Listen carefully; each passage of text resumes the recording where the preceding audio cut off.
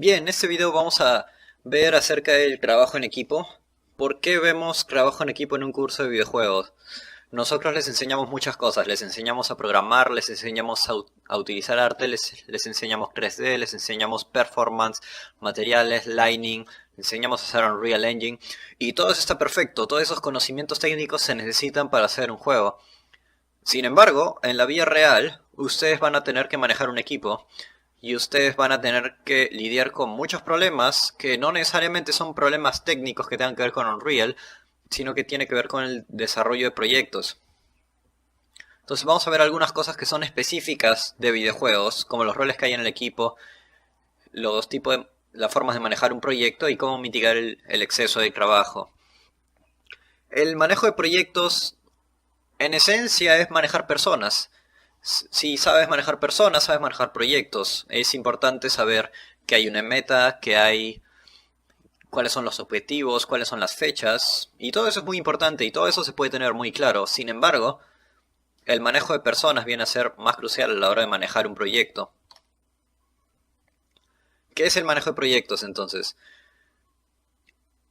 En esencia es simplemente poner metas y retos que todos los miembros del equipo las conozcan y puedan apuntar hacia esa meta o ese objetivo, para asegurar de que todos vayan en la misma dirección. Es muy fácil perderse en el desarrollo de un juego cuando ustedes están haciendo una tarea en específica, sobre todo si, por ejemplo, están haciendo arte y no tiene mucho que ver con lo que está haciendo el programador, pensarían que no está muy relacionado lo que están haciendo con lo que está haciendo el programador. Sin embargo, ambos tienen que ir al mismo objetivo y eso es algo muy difícil de lograr. Vamos a ver algunos de los roles comunes que hay en el desarrollo de juegos. Estoy seguro que ya conocen muchos de estos. Algunos quizás no los conozcan, pero de todas maneras tenemos que ver cuáles son los roles específicos que hay dentro del desarrollo de juegos, que tiene sus propios retos en comparación a otras industrias.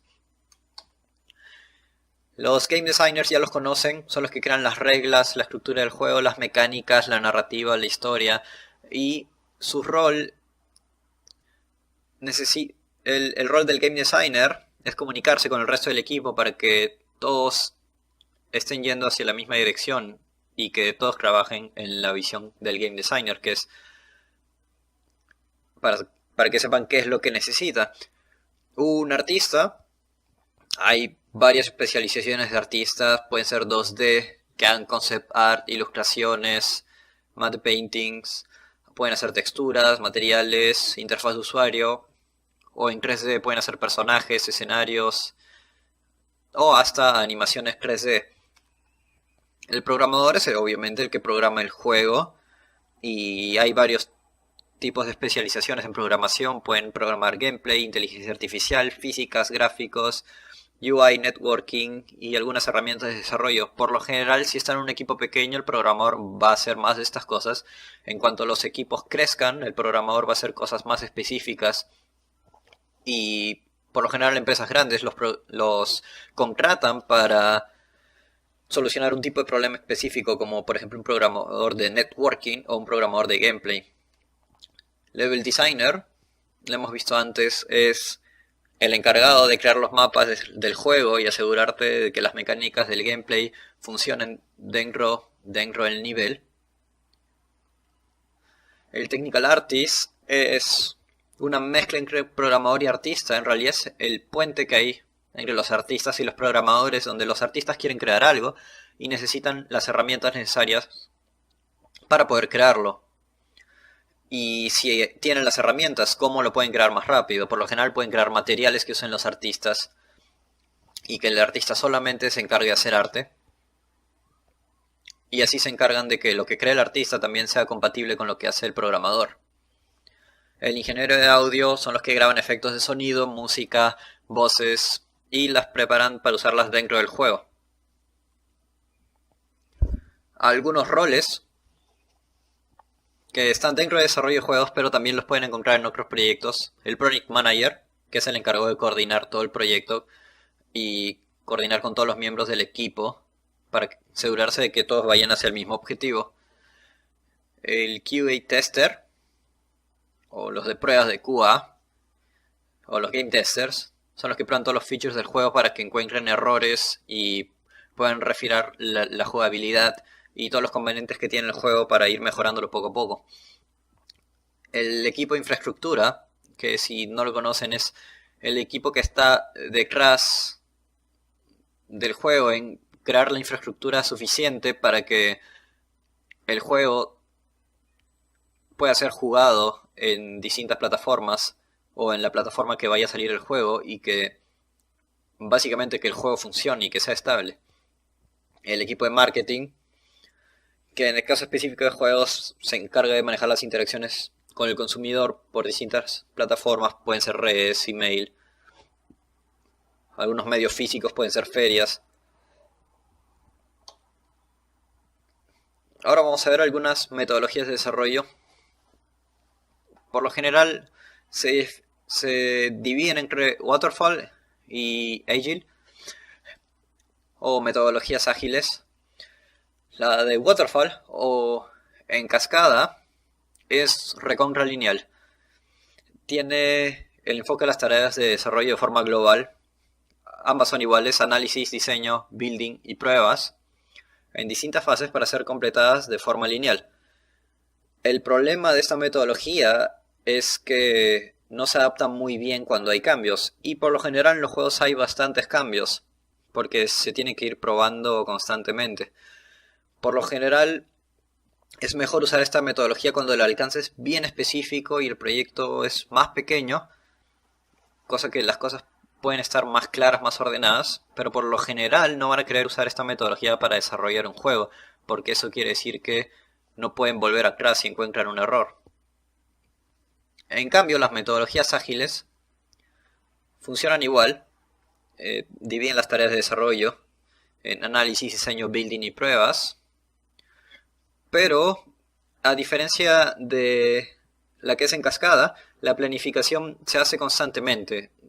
Se desarrolla, se prueba, se analizan las pruebas y en base a eso se planifica de nuevo qué es lo que se va a trabajar en la siguiente etapa, en el siguiente mes, en la siguiente semana, y así va trabajando el proyecto poco a poco. Por lo general van a querer usar esta metodología para desarrollar juegos, porque van a encontrar que en sus juegos hay varios cambios y necesitan hacerlos.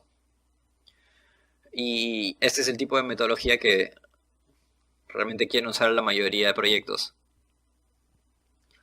Algo importante que hay que aprender es a delegar tareas dentro de un equipo. Es importante que los miembros del equipo no solo sepan en qué están trabajando, sino que también sepan en qué están trabajando los otros miembros del equipo. Es muy fácil tener una visión de túnel en donde no veas en qué es lo que está trabajando el resto del equipo, sobre todo si las áreas son distintas como programación y arte. Puedes llegar a creer que lo que haces no afecta en lo que está haciendo tu compañero que es el programador, pero en realidad sí. En realidad todo lo que haces tiene que estar alineado con lo que hace el programador, y sobre todo en arte, porque al final hay requerimientos específicos de cómo se debe hacer el arte, y lo que menos quieres es terminar algo y darte cuenta que no funciona porque el programador lo estaba trabajando de una forma distinta. Entonces es importante que todas las tareas dentro del equipo todas las conozcan. Hay distintos métodos para mantener el seguimiento de un proyecto, desde tener una lista de quehaceres en una pizarra, que es bastante útil, hasta usar un software más especializado para seguir tareas. El Rock Factor, aquí se plantea que si un miembro del equipo se tuviera que ir del proyecto, ¿cómo el equipo reaccionaría ante esta situación? ¿Podrían solventar la ausencia de un miembro del equipo adaptándose a terminar las tareas que el otro miembro del equipo debió terminar? O quizás viene un nuevo miembro del equipo y entra en su puesto, ¿cómo lo maneja el equipo? Esto es un problema bastante común y es más común de lo que ustedes creen. En un equipo las personas vienen y las personas se van, y es importante mitigar ese tipo de problemas. Por lo general puedes mantener documentación, sobre todo si un solo miembro está trabajando en algo en específico. Por ejemplo, si solamente tienen un artista técnico, vas a querer que el artista técnico documente todo lo que hace, porque si no hay nadie más, si no tiene un compañero de trabajo, probablemente no haya nadie en el equipo en donde pueda explicar qué es lo que ha hecho el compañero que se acaba de ir. Lo otro es hacer que las habilidades sean redundantes del resto del equipo, que no todos sean tan específicos, sino que todos hagan de todo un poco. Y por eso si alguien se va, el resto del equipo lo puede cubrir también y puede explicar algo de lo que hace. Por lo general es una buena práctica tú como miembro de equipo para darle el mayor valor a tu empresa o al proyecto donde estés trabajando. Siempre te tienes que preguntar, si hoy fuera el último día en la empresa, ¿qué tarea tengo que hacer que beneficiaría al resto del equipo más que el resto de tareas? Y por lo general esa es la tarea que tienes que empezar el día. Ahora vamos a ver un poco de Source Control, o también conocido como control de versiones. ¿Por qué vemos Source Control? Muchas veces ustedes pueden haber hecho un juego y no necesariamente han usado un software de control de versiones. Y cuando desarrollas juegos es muy importante controlar cuidadosamente cómo los archivos están siendo guardados, estructurados y transferidos entre los miembros del equipo. Para ese propósito es importante utilizar un método de control de versiones que asegure que todos los miembros del equipo tengan la última versión de los archivos del proyecto. El Source Control viene en diferentes formas. Sin embargo, las tres más utilizadas son Perforce, Git y Subversion. Si antes no has usado un control de versiones, recomendamos usar un control de versiones así estés trabajando solo, porque tiene muchas ventajas, son las que vamos a ver ahora. Hay dos tipos de Source Control, el básico y el avanzado. El Source Control básico se encarga de mantener un repositorio central de todos los archivos del proyecto, donde los usuarios pueden retirar, o sea, hacer checkout, una copia de estos y guardarlos en su máquina de desarrollo. Y una vez que estos archivos han sido retirados, los usuarios pueden consolidar, o sea, el commit, los cambios realizados y enviarlos a un nuevo repositorio central y también actualizar su copia del proyecto con los nuevos cambios que el equipo puede haber realizado. Esto se llama control de versiones centralizado. Y Perforce y Subversion emplean ese método. ¿Qué otro tipo de Source Control hay? El Source Control avanzado. El método más avanzado de Source Control se llama control de versiones distribuido. Por lo general, cada miembro del equipo va a tener su propio repositorio y vas a tener varias ramas en donde cada uno va a trabajar en algo específico y luego lo va a subir al repositorio en donde después se puede juntar el trabajo que ha hecho cada miembro y descargar los cambios que han hecho otros miembros del equipo sin afectar qué ha hecho un miembro del equipo versus qué es lo que ha hecho el otro, y para que no hayan conflictos. Los miembros del equipo pueden trabajar en su propio repositorio y luego enviar, o sea, la operación de push, sus cambios, y jalar, pull, los cambios de otros repositorios. Esta forma de abordar el tema le permite a los desarrolladores mantener las ventajas de Source Control sin la necesidad de considerar constantemente los efectos de su trabajo podría causar en el progreso de otros integrantes. Por lo general, no quieres trabajar en el mismo archivo que está trabajando la otra persona, por eso es muy importante la comunicación. Si bien es cierto cada uno tiene su propia rama, es importante comunicarse con el resto del equipo en qué es lo que está trabajando cada uno. La regla es, si dudas, consultas. Y este beneficio viene con el costo de una mayor complejidad y una curva de aprendizaje mayor para los nuevos usuarios. Git es una solución popular que usa Source Control distribuido. Si bien es cierto, es un poco más complejo, toma un poco de tiempo en aprender y lo vamos a ver. Vamos a asegurarnos de que ustedes sepan usar control de versiones para todos los proyectos que quieran hacer, cómo setear su propio repositorio y cómo trabajar con todos estos temas para que puedan usar esto en sus proyectos. No es tan complicado y los beneficios son bastante grandes. Algunas ventajas del Source Control.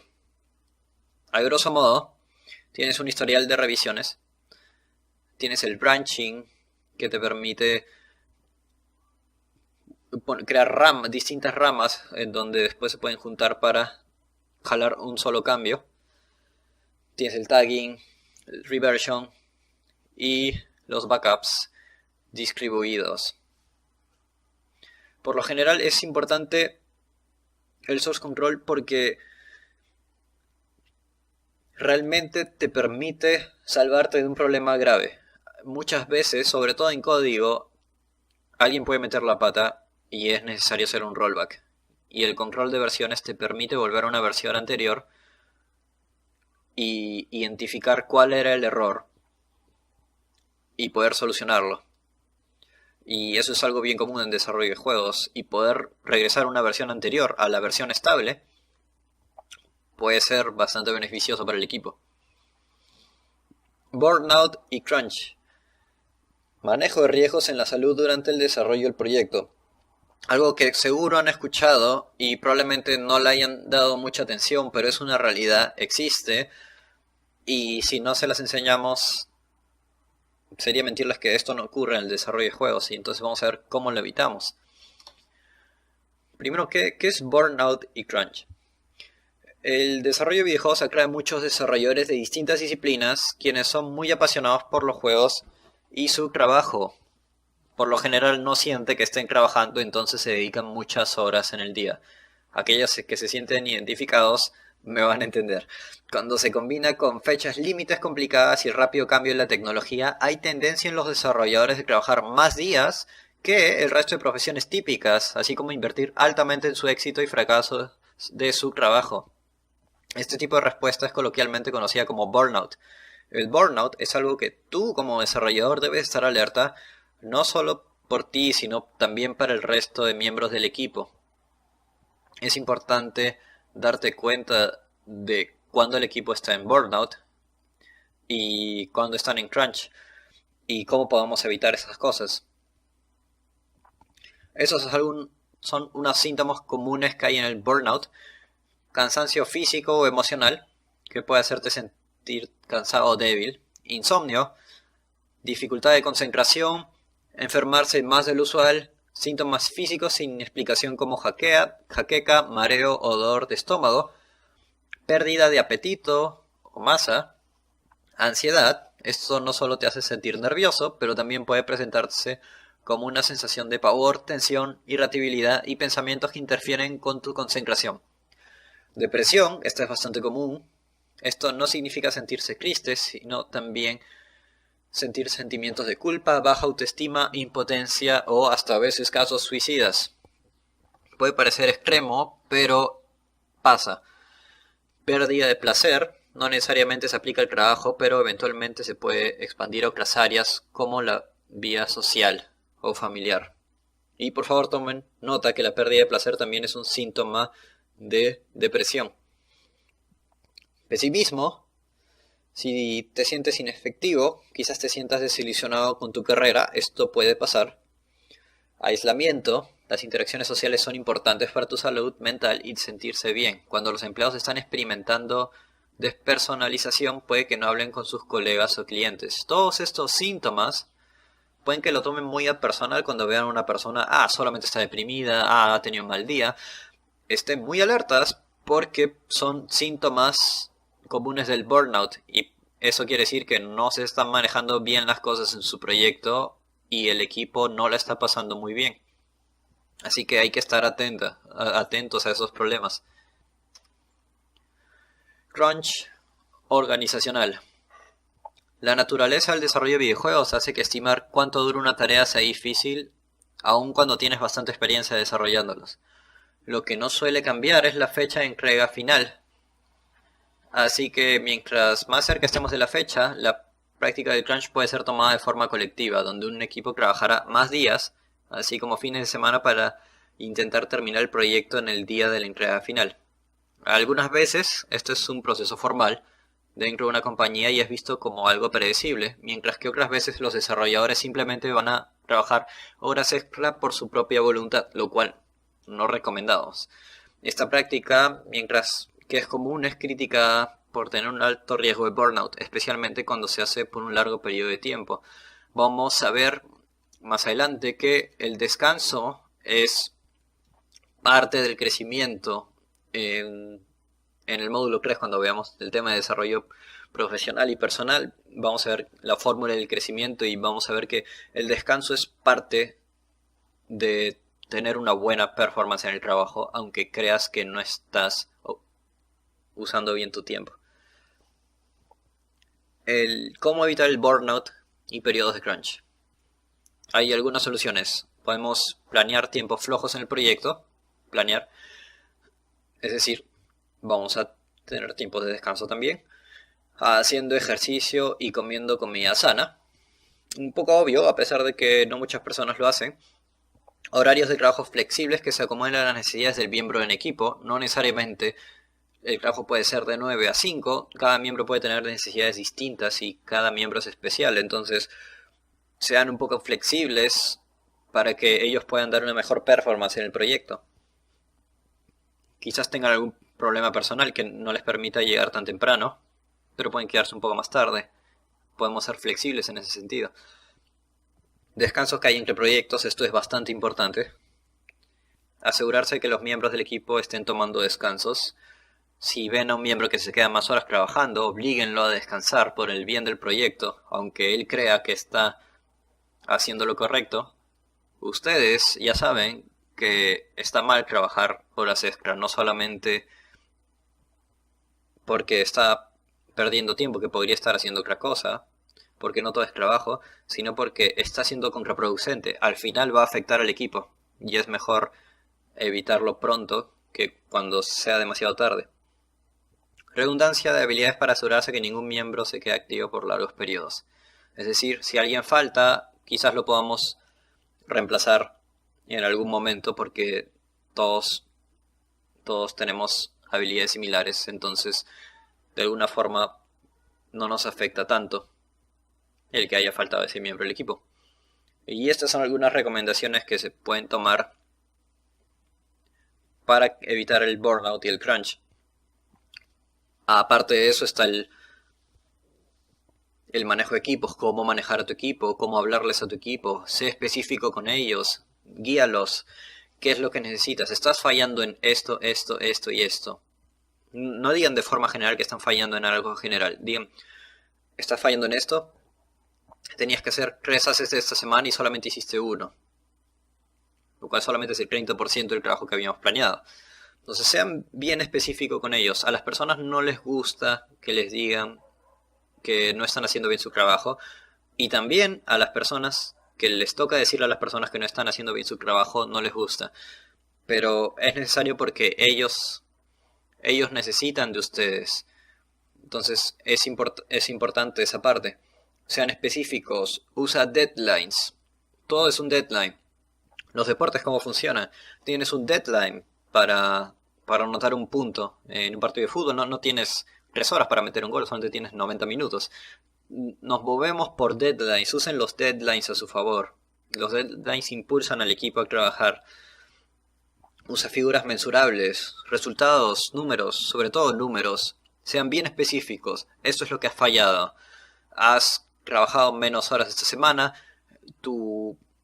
La meta era llegar a 20 assets esta semana, hemos hecho 5. ¿En qué estás fallando? Y una vez que estás fallando, trata de guiar a las personas hasta encontrar el verdadero problema por qué están fallando. No solamente es decirle estás fallando y ya, sino conversen con ellos para saber en qué están fallando. Y por lo general, tampoco les pueden decir que están trabajando duro y han fallado. Eso es imposible. Imposible que alguien que trabaje duro falle. Porque simplemente es naturalmente imposible. Si tú juegas básquetbol y estás tratando de lanzar tiros y tiras 100 y solamente tiras 9 en la semana, y la semana siguiente haces los mismos 100 y sigues tirando 9, y la semana siguiente tiras 100 tiros de nuevo y sigues solamente encestando 9, es simplemente imposible. Tienes que mejorar. La siguiente semana tienes que hacer, de repente ya no haces 9, haces 10, la siguiente semana haces 11, y así el mes siguiente haces 15. El progreso está cuando hay trabajo duro, es imposible que no haya. Puede ser poco, pero tiene que haber. Es imposible que la persona te diga que se está esforzando y que no tenga resultados. Cuando te dice eso es que realmente no se está esforzando y hay que encontrar qué es lo que está ocasionando eso. Algunos factores que tienen que darse cuenta porque tu miembro del equipo está fallando, quizás trabaja poco, trabaja menos horas, o no trabaja de forma eficiente, quizás no es tan competente y necesita tener más habilidades para resolver el problema. Es un caso bastante común, donde la gente simplemente no está lista para hacer el trabajo. Es por eso que es tan importante tener un buen portafolio antes de entrar, porque si no, la gente no te va a contratar. Saben que necesitas las habilidades antes de entrar. No puedes ganarlas dentro del trabajo. Identidad también. Si crees que no puedes hacerlo, probablemente no lo vas a lograr. A veces las personas tienen un problema de identidad, que por dentro creen que no pueden lograrlo, y esas emociones se, se resaltan en sus acciones.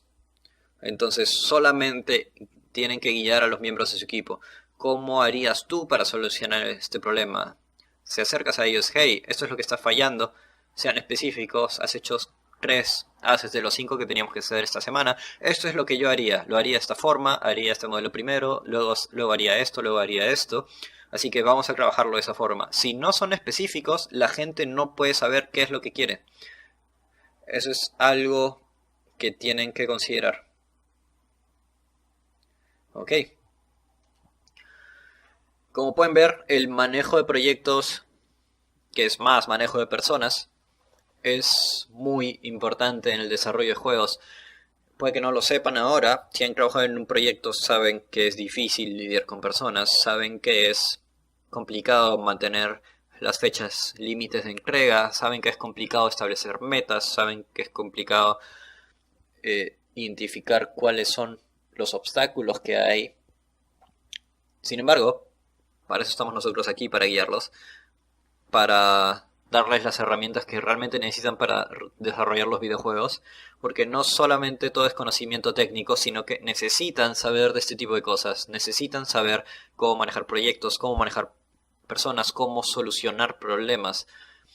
Y al final de eso se trata, el desarrollo de videojuegos es simplemente solucionar problemas de arte, solucionar problemas de programación, solucionar problemas de recursos. Y ustedes tienen que estar listos para cuando trabajen en un proyecto, sepan cómo manejar todas las tareas que van a ver y que puedan llegar al objetivo que quieran lograr.